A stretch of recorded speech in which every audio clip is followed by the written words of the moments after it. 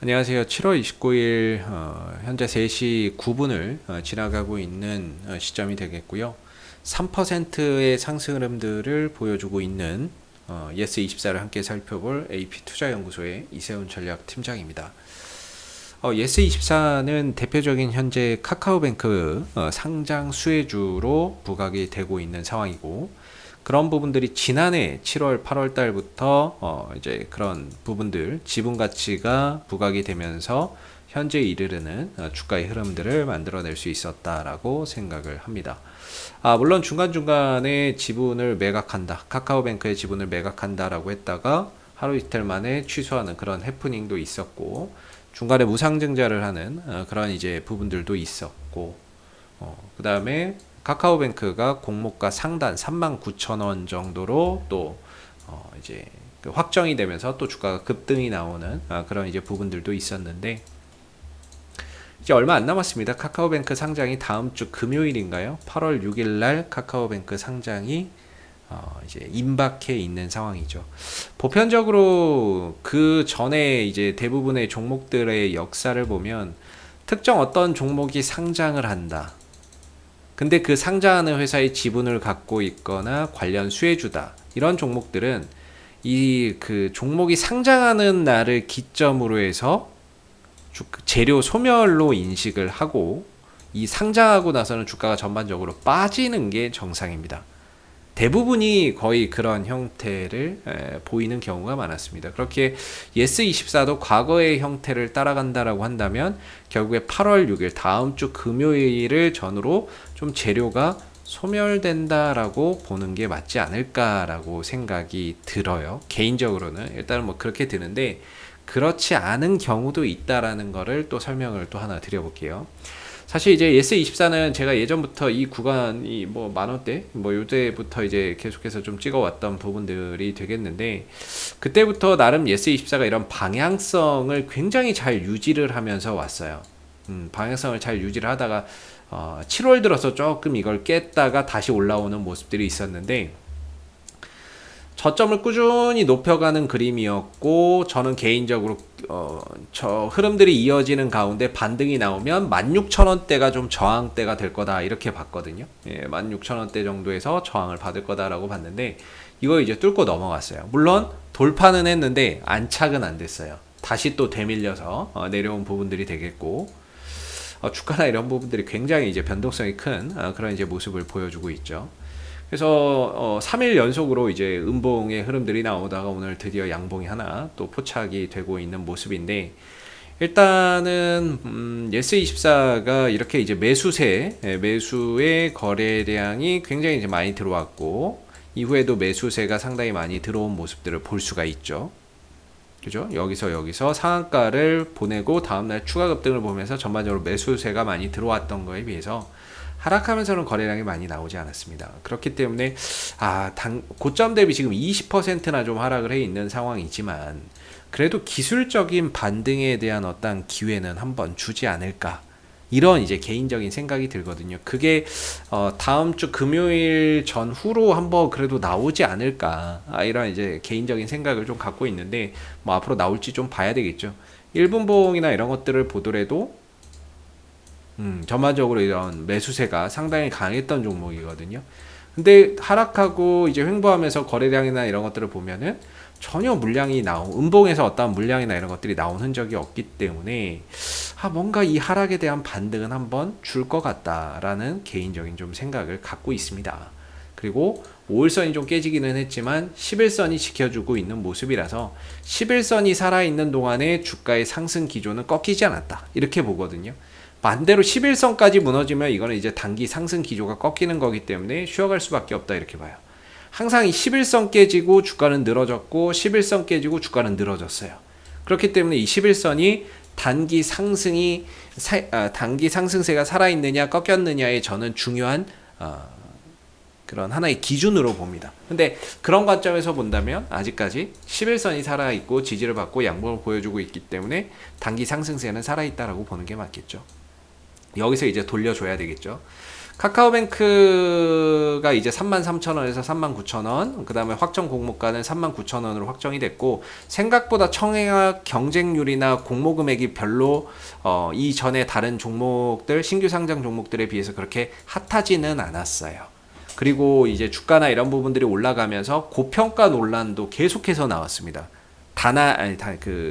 카카오뱅크가 고평가 논란이 계속해서 나왔어요. 그러면서 이제 주가나 이런 부분들이 급격하게 좀 빠지는 부분들이 됐는데, 그럼 이제 반등을 만약에 준다면 뭘로 줄 수 있을까? 수급도 저는 살아있다라고 보거든요. 수급도 뭐 살아있고 아직 뭐 11선도 지켜지니까 반등은 나올 수 있다라고 보는데, 반등이 뭘로 나올 수 있을까라는 생각을 해보면, 결국에는 카뱅이 상장되고 나서 따상 이 부분들, 이 부분에서 뭔가 따상을 하게 된다면 예스24가 보유하고 있는 카카오뱅크의 또 지분 가치도 같이 급증을 하는 거기 때문에, 이렇게 됐을 때는 분위기가 또 급반전될 수 있습니다. 상장. 근데 아까 제가 그랬잖아요. 야, 상장하고 나면 재료 소멸이라며. 맞아요. 재료 소멸이라고 했죠. 제가 아까 상장하고 나면 재료 소멸인데, 야, 상장했는데 따상 나오는 것까지 봐야 되느냐, 뭐 이렇게 이야기를 하실 수가 있는데, 그 전에 반등이 나온다면은 저는 좀 처리를 하는 게, 좀 비중 조절이나 이런 것들을 하는 게 맞는 것 같고요. 그리고 밑으로는 어느 정도의 자기만의 딱 가격이나 이런 부분들의 기준을 두고, 이거 안 깨지면 지켜본다, 이런 이제 하나의 기준을 두고 한번 보시는 게 좀 좋을 것 같다라고 생각이 들어요. 저는 개인적으로 한 14,000원 정도?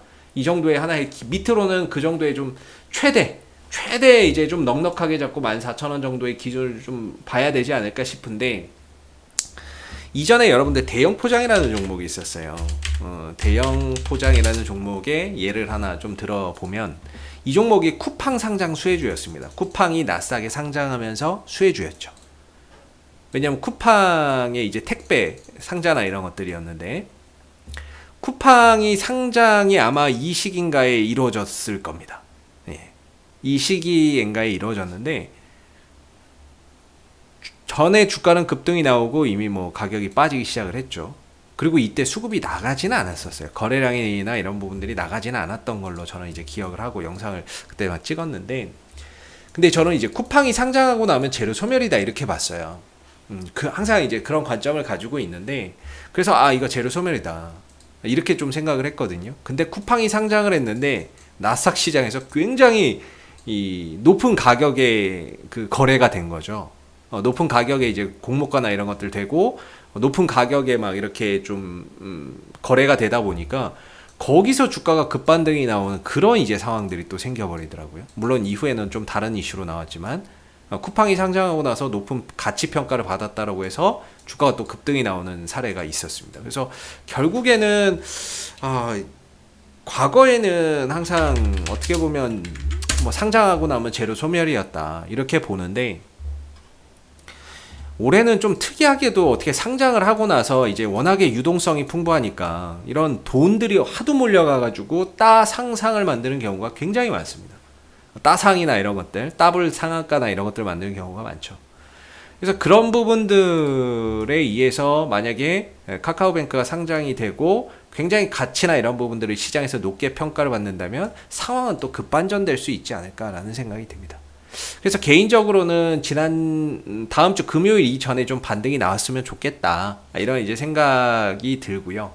그럼 이제 반등이 나왔을 때는 어느 정도 이런 이제 아무래도 여기서 이제 거래량이 많이 일어났잖아요. 그러니까 한 17,000원과 18,000원 사이 정도? 이 정도가 되겠네요. 거래가 많이 일어났는데 주가가 많이 머무르는데, 이런 구간이 항상 저항이거든요. 17,500원에서 18,000원 정도.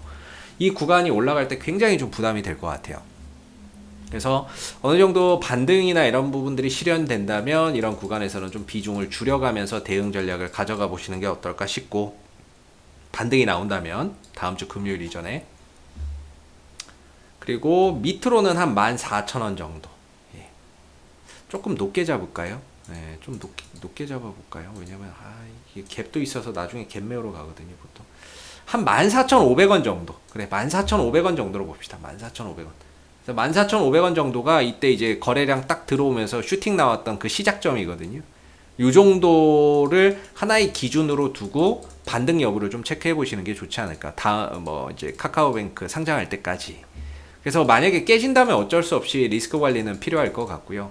혹시라도 깨지지 않은 상태에서 반등이 나온다 그러면은 한 17,500원, 18,000원 정도까지 왔을 때 어느 정도 비중 조절이나 현금 확보나 이런 것들을 해가는 것도 좋은 방법이 아닐까 싶습니다. 그래서 사실 뭐 상장하고 나서 더 간다, 카카오뱅크 상장하고 나서 더 간다 못 간다 이 이야기는 못 드리겠습니다. 상장하고 나서의 어떤 평가를 받느냐, 카카오뱅크가 따상을 가면서 가치가 높게 평가를 받는다면 당연히 그 회사의 지분을 갖고 있는 예스24는 올라갈 겁니다. 근데 그걸 알 수가 없습니다. 이게 뭐 따상이 나올지 안 나올지. 카카오뱅크의 이 부분들. 반대로 카카오뱅크가 상장하고 나서 급락 나오면요, 예스24가 들고 있는 지분의 가치도 떨어지는 것이기 때문에 주가나 이런 부분들의 하방 압력이 더 급속도로 진행될 수 있는 거죠. 그러다 보니까 이제 기대감을 안고 많이 올라왔는데 여기서 이제 무너지면 상당히가 또 힘들어질 수 있기 때문에 밑으로도 어떠한 기준점을 반드시 만들어 놓는 게 좋다. 그래서 제 생각에는 아래로는 14,500원의 하나의 기준을 두시는 게 맞는 것 같고요. 그러면서 반등을 한번 기대해 보시고 위로 올라간다면 17,500원에서 한 18,000원 정도를 좀 저항대로 두고 가는 그런 전략 속에서 조금 이제 다음 주 금요일 정도 흐름까지 보시면서 대응을 좀 잡아가셔야 되지 않을까, 이런 이제 생각이 좀 드는 부분입니다. 그래서 뭐 그런 부분들은 뭐 제 개인적인 관점에서 좀 설명을 드린 거기 때문에 한번 참고해서 보시고요. 과거에는 옛날에 뭐 상장만 하고 나면 애들이 다 나자빠졌는데 올해에는 상장을 하고 나서도 오히려 그 가치, 주가가 많이 올라가면서 오히려 또 따라서 같이 올라가는 경우도 많이 생기는 걸 또 보면서 과거와 분명히 좀 달라진 그런 이제 또 모습을 보여주고 있다라는 거고요. 물론 이제 아닌 것도 있어요. DPC나 이런 것들 같은 경우에는 이제 빅히트 엔터테인먼트 상장 수혜주였죠. 그래서 빅히트 엔터테인먼트 상장 시기가 다가오면서 주가가 꺾였거든요. 나락으로 가기는 했다가 다시 올라오기는 했는데, 이거는 또 빅히트 엔터테인먼트 상장 기대감 때문에 올라갔다가 상장하면서 꼬꾸라진 경우도 있어요. 그래서 이런 다양한 경우가 있습니다. 그래서 항상 주식은 1+1이 2가 나오지 않는 곳이 바로 이제 주식시장이거든요. 정답이라는 게 없는 거예요. 그래서 하락하면 하락하는 대로 어떠한 대응을, 또 올라가면 올라가는 대로 또 어떠한 대응이 필요한 그런 부분이기 때문에 개인적으로는 수급도 살아있고 매수세도 강하게 들어왔고 하기 때문에 분명히 반등 한 번은 줄 것 같기는 한데, 그래도 14,500원 정도의 어느 하나의 기준을 두고서 반등을 좀 기다려 보시는 게 맞지 않을까라는 제 개인적인 생각에서 조금 말씀을 드려봤고요.